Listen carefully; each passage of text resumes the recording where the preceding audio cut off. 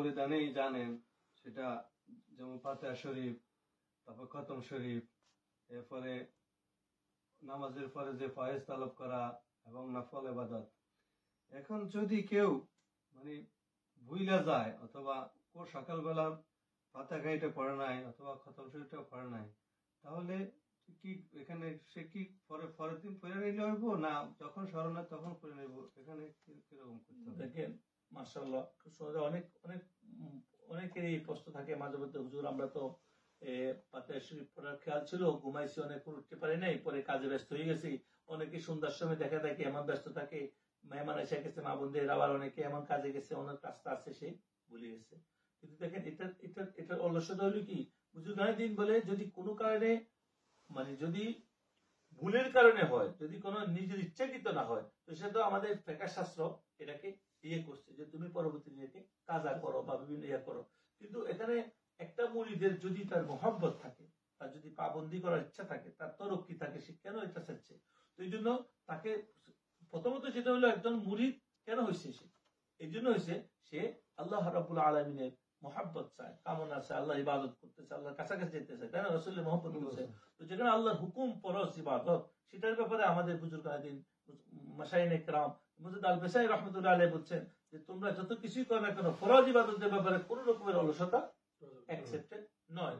এখন আমরা এমন টায়ার্ড, এমন সমস্যা, আমরা দুনিয়া রাত জাগে থাকি, তো সকালে তো আমি ঘুমের মধ্যেই থাকবো, আর আমরা এমন কাজ করি, এমন ব্যস্ততা, আমি মাগরিবের নামাজের সময় আমরা মিস করি, পালাই। এই জন্য আমাদেরকে এই দিকে খেয়াল করা উচিত। এখন যদি কেউ যদি প্রাথমিক অবস্থায় যে এরকম করি করে, যেটা আপনাদের প্রশ্ন যে আমরা ভুল করলে কি করবো, তো সেটা তো সে ভুল করে ফেলেছে, নকলের কোন রকমের কাজা থাকে না, এটা শরীয়তের কথা মানতে হবে। কিন্তু কেউ যদি মনে করে যে সে সকালবেলা ঘুমেতে উঠতে দেরি হয়েছে, সে একটু পরে উঠছে, তো কাজা নামাজটা পড়ো, পড়ি বসি, ফাতিহা শরীফটা পড়িল। সে কোন জায়গায় চলে যাচ্ছে, সে উজু করি 2 রাকাত কাজাটা পড়ি, তারপরে সে করিল। মাগরিবের পরে সে নামাজ পড়ি, বাইরে গেছে, তাড়াহুড়া ছিল, সে কোন জায়গায় বসে আছে, সে কোন জায়গায় যাইতেছে, হঠাৎ মনে পড়লো, তখনই সে এটা পড়ি ফেলা। সে এসার সময় মনে হইলো, তখন এটা একবার পড়ি ফেলা, পড়ি বক্সাই দেখ।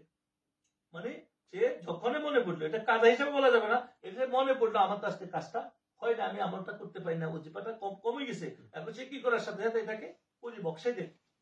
এটা হলো ফাতিহা শরীফের বেলা।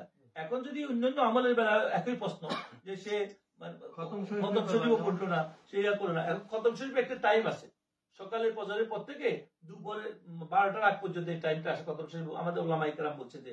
তো এটা দ্বারা কি হলো, এখন যে পুরো টাইমটাই পেল, তো সেদিন তো সে করতে পারলো না।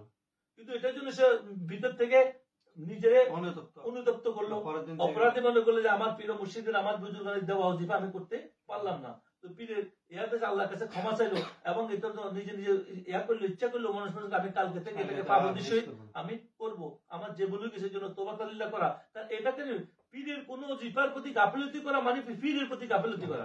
আর পীরের প্রতি গাফিলতি করা মানে কি, এই গাফিলতি করা মানে সে আসল সত্যিকার মুরিদ হয় নাই, সে তার নফসের মুরিদ, সে নিজেকে পরিবর্তন করার জন্য মুরিদ হয় নাই।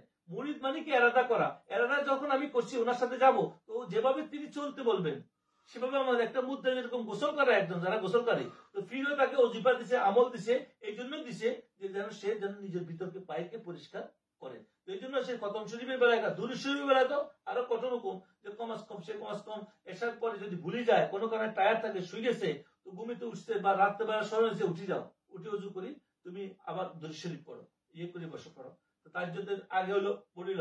এখন যদি কেউ একটা উঠতেই পারলো না, তো তখন তার জন্য একই রকম অবস্থা, তার ভিতরে অনুতপ্ততা আসতেছে কিনা, সে পেরেশানিতে আছে কিনা। সে যদি মহব্বতকারী হয়, যদি এই ওজিফা পাবন্দি কখন করে, যখন তখন পীরকে সে ভালোবাসে, তরিকতকে ভালোবাসে। আর পীরকে ভালোবাসার উদ্দেশ্যটা হলো যে পীর বহুত কিছু, পীরকে ভালোবাসার মূল উদ্দেশ্য হলো যে রাসূলুল্লাহকে ভালোবাসা, রাসূলুল্লাহকে ভালোবাসার মূল উদ্দেশ্য হলো আল্লাহকে ভালোবাসা। একটা সিস্টেমের কারণে সে সেখানে আসছে। এই জন্য পীরকে যে সত্যিকার অর্থে ভালোবাসে, পীরের চেহারা তার মধ্যে বাসতে হতে হবে। তাসাউফের শায়েখ বলে মুজাদ্দিদ আল বেসাই রাহমাতুল্লাহ আলাইহি বলছে যে রাবেতা, যে পীরের চেহারা খেয়াল করা, যে ব্যক্তি পীরের চেহারা খেয়াল করবে তার জন্য সহজ পদ্ধতি হলো ওজিফা কালাম করা।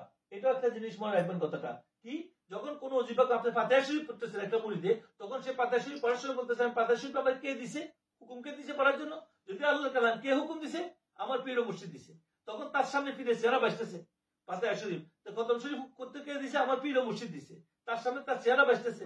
এবং সে যে কোনো নামাজের পরে সে মোরাকাবা করতেছে, ওজিফা করতেছে, বা যে কোনো 2 রাকাত নফল নামাজ পড়তেছে, এটা তো নফল নামাজ আছে, কিন্তু আমার পীরে কইছে এভাবে পড়ো। প্রথম রাকাতে কুলিয়া দিয়া দিতে হবে, কুলু আল্লাহ দিয়া। এখন এটা এইভাবে সে কিন্তু পীরের চেহারা খেয়াল করতে পারে। সে যখন আল্লাহ আল্লাহ জিকির করতে বললো, আল্লাহ জিকির করতে কে বলছে? আমার পীর ও মুর্শিদ আমার এতবার জিকির করতে বলছে। লা ইলাহা ইল্লাল্লাহ জিকির করতে বসলো, সে যে কোনো কাজে করলো, সে পানি খাইতে বলে আমার পীরে বলছো পানিটা বিসমিল্লাহির রহমানির রহিম পড়ি খাওয়ার জন্য, দোয়া পড়ি খাওয়ার জন্য, বিসমিল্লাহি ওয়ালা বারাকাতুল্লাহ খানা খাওয়া শুরু করতে বলছে। ডাইন হাত দিয়া মানে হাত পরিষ্কার করি, সুন্নত তরিকা, সুন্নত গুলো রাসূল থেকে আসছে, কিন্তু আমার পীরে আমাকে এভাবে দেখাই দিছে। তখন পীরের চেহারাটা কি তার সামনে? বা এটা ওয়ান কাইন্ড অফ রাবেতা। কার সাথে কথা বলতেছে? আমার পীরে বলছে কথা বলার সময় আমাকে সাবধানে কথা বলতে, আমার যেন মিথ্যা হইতেছে কিনা এটার দিকে খেয়াল করতে। আমি কারোর সাথে লেনদেন করতেছি, আমার পীরে বলতে লেনদেনে কাউকে ঠকাবা না। আমার পীরে বলছে এই কাজ করতেই হবে, আমার পীরে বলছে, তখন সম্পূর্ণ তার পীরের চেহারাটা কি তার সামনে লেনদেন বউ বাচ্চা সর্বক্ষেত্রে বাঁচতে থাকে। এবং পীরের চেহারা বাটা এটা নয় যে সে পীর বোধ কিছু, পীর কোথায় থেকে আনছে এগুলা? রাসূলুল্লাহ সাল্লাল্লাহু আলাইহি ওয়াসাল্লামের দেওয়া বিধান থেকে, রাসূল আল্লাহ থেকে পাইছে। একটার লগে একটা লিঙ্ক আছে, এটা না বোঝার কারণে অনেকে ভুল বুঝবে। এই জন্য আপনি যেটা বলছেন যে যারা মুরিদিন, যারা ভক্ত, যাদের এই সমস্ত প্রশ্ন খুব সুন্দর প্রত্যেকের কাছে থাকে, আপনারা হতাশ হবেন না। মানুষের দ্বারা ভুল হইতেই পারে, বা বিভিন্ন কারণে অলসতার কারণে হইতে পারে। অলসতা ছাড়তে হবে, পাবন্দি হইতে হবে ফরজ ইবাদত গুলার, সুন্নতে মুআক্কাদা গুলার, ওয়াজিব গুলার। তারপর সাথে সাথে আমাকে সর্বক্ষণিক চেষ্টা করতে হবে যে কাজগুলো আমার দ্বারা কম হচ্ছে। এই জন্য আমাদের বুজুর্গ আইন বলছে, তুমি যতক্ষণ পর্যন্ত পীরের ওজিফারে ফরজের মতো করে ধরবে না, ফরজের পরে পীরের ওজিফারে শক্ত করে ধরবে না, ততক্ষণ পর্যন্ত এই লাইনে তুমি কামিয়াবি পাবা না। হ্যাঁ, অনেক প্রশ্ন মুরিদরা প্রশ্ন করে, হুজুর আমরা তো মুরিদ, আমরা তো এটা আমাদের সমস্যা যাইতেছে না, আমাদের এটা হইতেছে না, আমাদের ওইটা হইতেছে না। এই জন্য তাদেরকে পাবন্দির সহিত এই কাজগুলো করা উচিত। আরেকটা প্রশ্ন